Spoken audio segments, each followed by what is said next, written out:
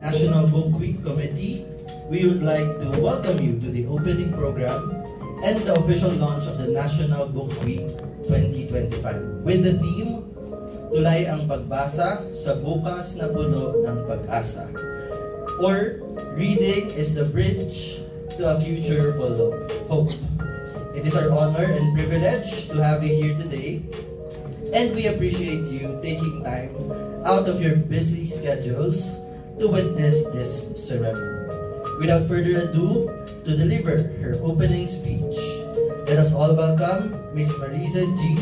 Chico, Officer in Charge of the Quezon City Public Library. Isang mapagpalang hapon po sa ating lahat, kay Miss Kathleen Lourdes B. Obille, kay Miss Jonna B. Arevalo, sa ating pong Master of Ceremony, kay Mr. Silvan Dan M. Moldes, gayon din sa aking mga kasamahan na nandito sa QCPL, sa mga division heads, Mr. Laksamana, Miss Jennifer Leoncio, Miss Annalisa Martinez, Miss Manica Cortez, at syempre, higit sa lahat, sa ating mga student na nandito sa ating event ngayon. Isang mapagpalang hapon sa ating lahat. Una sa lahat, hayaan niyo po akong magsimula sa isang taus-pusong pasasalamat. We at the Quezon City Public Library is very proud and honored na dito mismo sa aming public library napili ang simple ngunit makabuluhang launching ng National Book Week 2025. Sa panahon ngayon na mabilis ang pagbabago, lalo na sa mundo ng libraries sa Pilipinas, isa pong malaking karangalan na makita na patuloy tayong nagiging kasama sa ganitong mahalagang selebrasyon. The fact that we are gathered here means one thing: reading still matters and libraries still matter. Ngayong taon, dala natin ang temang Tulay ang pagbasa sa bukas na puno ng pag-asa. Ang gandang pakinggan, di ba? Because books and reading really serves as bridges. Bridges to knowledge, bridges to opportunities, and bridges to a hopeful future. At kung tutuusin, iyon din ang role ng mga libraries.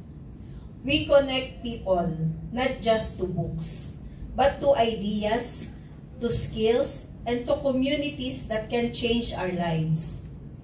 Of course, hindi po madali ang trabaho ng libraries sa ganitong fast-changing pace. Minsan, teknolohiya ang ating kakampi at kalaban. Minsan, karamihan sa ating users, ang alam nila na ang kanilang research ay nasa internet na.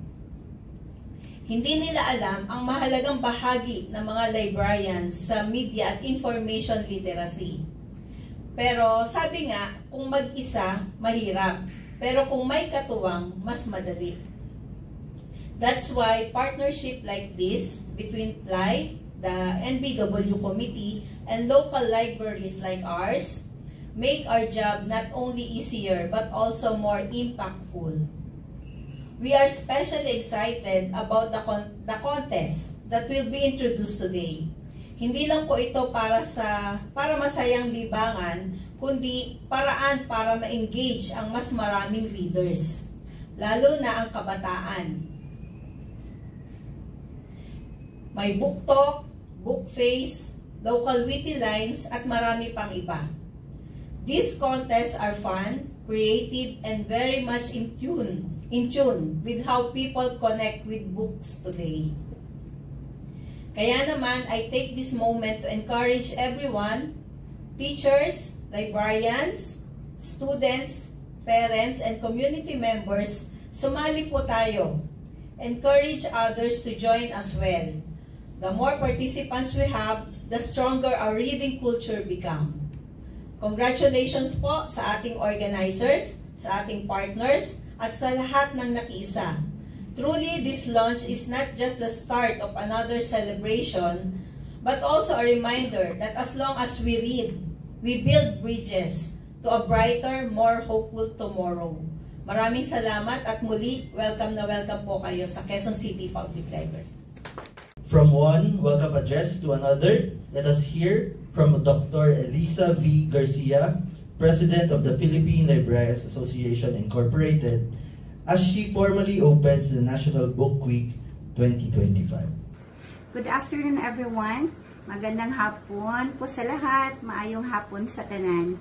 On behalf of the Philippine Librarians Association Incorporated, it is my great honor to welcome all of you to the launching of the National Book Week 2025 with the theme, Tulay ang Pagbasa sa Bukas na Puno ng Pag-asa. Today, we gather not only to celebrate books, readings, and libraries, but also to affirm our shared commitment to literacy, learning, and hope. This celebration reminds us that every book we read builds a bridge, connecting generations, opening opportunities, and nurturing hope for a brighter future. I would like to extend my heartfelt thanks to our gracious host, the Quezon City Public Library, led by Ms. Marisa Chico, the officer in charge, for opening their doors and making this event possible. Special appreciation to Dr. Kathleen Obeli of UPSLIS, our NBW 2025 Chair, together with Mr. Troy Laksamana of QCPL, Chair of the Competition Committee, Ms. Junabi Arevalo of the Ateneo de Manila Rizal Library, Chair of the Sponsorship Committee, and Mr. Selvan Dan Moldes of KIS School Manila, and to other member of the committee whom I cannot mention all your names. So thank you very much. Your collective effort, dedication, and creativity have made today's celebration and the coming activities truly meaningful. We also warmly acknowledge the presence of our young partners in this advocacy, our BLIS students from the UP School of Library and Information Studies, who bring with them fresh energy and passion for reading and librarianship. As we officially launch National Book Week, I invite everyone to actively participate in exciting contests and activities prepared by the committee, from book trailers and advocacy videos to book talk challenges, book faves, local witty lines, and the recognition of the best participating institutions. These activities are designed to inspire creativity, promote reading, and bring our communities closer together. Let us take this opportunity to engage, collaborate, and amplify our advocacy, because every voice, every story, and every reader matters. In closing, I encourage all of you to make this week not only a celebration, but also a commitment to promote books and readings as vital tools in building a hopeful, inclusive, and empowered nation. Once again, welcome to National Book Week 2025. Together, let us build bridges of reading toward a future full of hope. Maraming salamat at mabuhay po tayong lahat. Thank you, Dr. Elisa V. Garcia, for your welcome address. The unwavering support of the Philippine Librarians Association Incorporated, through your leadership, continues to guide and strengthen the initiatives of the NBW 2025 Committee. Now, the moment we've been waiting for is finally here, the official launch of the National Book Week 2025. May I invite Ma'am Kathleen Lourdes Biobille, former Dean of the UP School of Library and Information Studies, and the current Chair of the National Book Week Committee 2025, to the stage to present this year's theme, contests and corresponding mechanics, simultaneous activities, and the panel of judges. So good afternoon, everyone. Thank you for joining us in this official launch of the National Book Week contests. Ang opening program po ay sa Bacolod pa come November. Pero parang inopen na rin namin ang event kasi we have siguro a month-long na mga contests to give time to the students and other interested individuals to join and prepare. So, ito theme, no, ito yung magtatahi sa lahat ng activities ng National Book Week. The theme for this year is Tulay ang Pagbasa sa Bukas na Puno ng Pag-asa. So reading is the bridge to a future full of hope. There are readers, and there's a tree, and there's future. So, ito yung pinaka tawag nito na nag-e-encompass, nagsisimbolize nitong ating theme. So, acknowledging our roles as librarians to promote reading, we are already fulfilling our duty in guiding the future of the readers, no? So, full of hope. Nasa kamay natin ng pag-asa, fellow librarians. Ayan. So, hindi ko na patatagalin pa ang ating mga contests. Next slide, please. So, we have individual, for individual categories. Pwede yung groups yung iba. So, we have digital poster making contest, which we have already concluded. Ongoing na yung judging. Ngayon, ang susunod naman ay ang book trailer, local witty lines, book talk, advocacy video contest, and book face. So these are the contests for the individual and or group categories. And it's open to different levels, no? But in grade school, high school, both junior and senior high, and even to college students. So for the details of these contests, next slide please.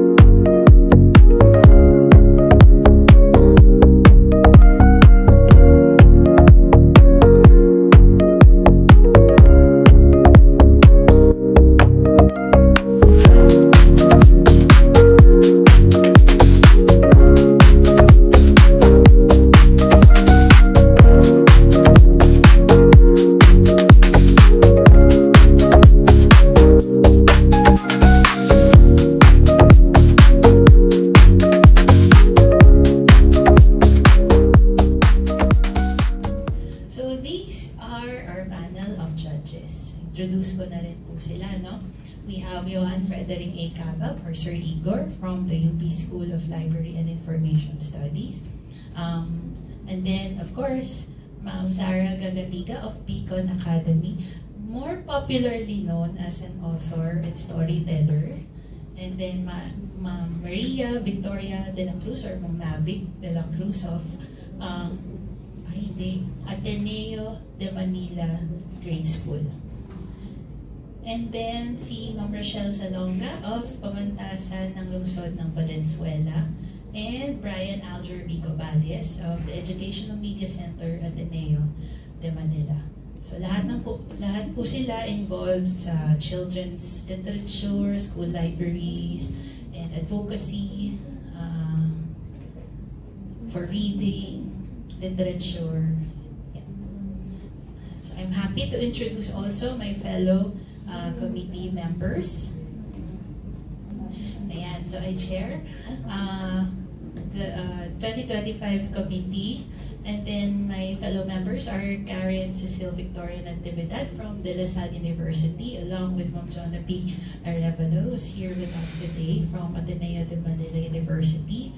Ms. Jessie Rose Paguno, ang librarian po namin, head librarian sa UPSLIS, and both from De La Salle University, Manny Ruth Biray and Luis Ezra Cruz. And we have here our MC, si Sylvan Dan Modes, and of course, the one and only Alistair Troy B. Laksamana.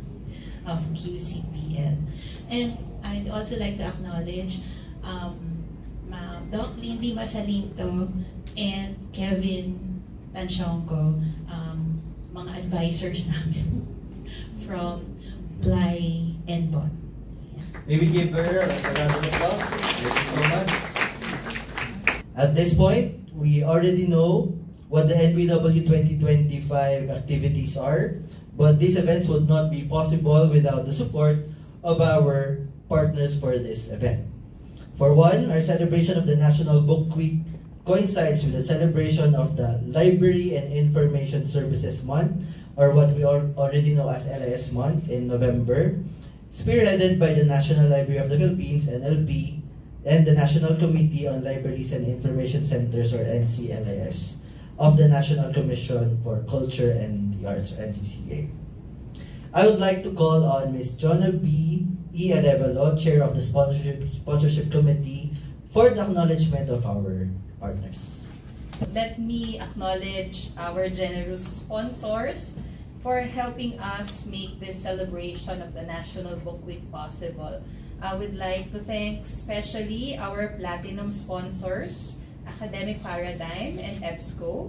Maraming salamat po for your support, and malaking tulong po ang inyong suporta in keeping the love of reading and learning alive. At meron pa po tayong mga iniintay at kino-convince ng mga partners bukod sa mga nabanggit kanina. So yun lamang po, muli maraming salamat sa ating platinum sponsors, Academic Paradigm and EBSCO. Thank you po, Ma'am Jonna, for the presentation of our sponsors. We acknowledge our sponsors definitely for partnering with us in this activity, because as we go back to our theme, reading is the bridge to a future full of hope. We thank our sponsors for having a shared vision with us, building a future that is full of hope, and then together we hope to bridge gaps definitely in our society, in literacy for one, and in our society as a whole, through the simple yet powerful act of reading. As we wrap today's celebration, let us call none other than Kapitan Basa himself, Mr. Alistair Troy B. Laksamana, for the closing remarks. So magandang araw po sa ating lahat. So I would like to thank this opportunity to thank each and every one of you, okay, mga office mates, okay, mga organizers, mga estudyante, okay. So sana naliwanagan kayo sa mga pa-contest, okay. So meron kayong may tutulong maliit man o malaki. Iparitas ninyo sa mga tawag dito, mga kaklase nyo, bumuo kayo ng grupo, di ba? Meron naman para naman sa lahat, di ba? Meron para sa mga elementary, high school, kala ko kanina wala pang college eh. So meron naman, di ba? At meron pang bongga pa, nung time namin, noong 2019, walang institution, mas malaki pa, di ba? So, mas lalo pang pinapaganda ang mga, tawag dito, mga contest. Ito naman ay para ma-promote din ang pagbabasa. Tsaka siguro culmination lang yung yung National Book Week, pero dapat gagawin natin ito all year round. So yan. So excited ako sa mga bagong contest, book trailer, parang sumasabay na sa panahon, book talk, book face, ang ginagawa na, witty lines, tapos yung best participating institution. These are not just competitions, but a platform to showcase talent, creativity, and the love for reading. So, kaya naman, inibitahan ko yung lahat. Yun nga, hikayatin nyo mga kaklase nyo, kabarangay, di ba? Kaopisina. Yan. Makilahok at maging bahagi ng ating layunin na mas palawakin pa ang kultura ng pagbabasa sa ating bansa. Of course, hindi ito magiging posible kung wala ang ating mga NBW committee na pinamumunuan ni Dean Cave. Yan, so ang mga judges, yan. Ang mga judges, meron silang malaking responsibility kung dati per contest. Pero ngayon lahat ng contest sila na yung magja-judge. At syempre yung mga mga sponsors, sana madagdagan pa, di ba? Yan. At sa mga lahat ng mga volunteers, okay, yung mga nagpupunta ngayon, yan, di ba? Mga Yan. Sa inyo, isang malaking pasasalamat. Yan. So maraming salamat po. Congratulations sa ating lahat at mabuhay ang mga mababasa sa Aklatan ng Pilipinas. Thank you and good afternoon. Tulay ang pagbasa sa buhay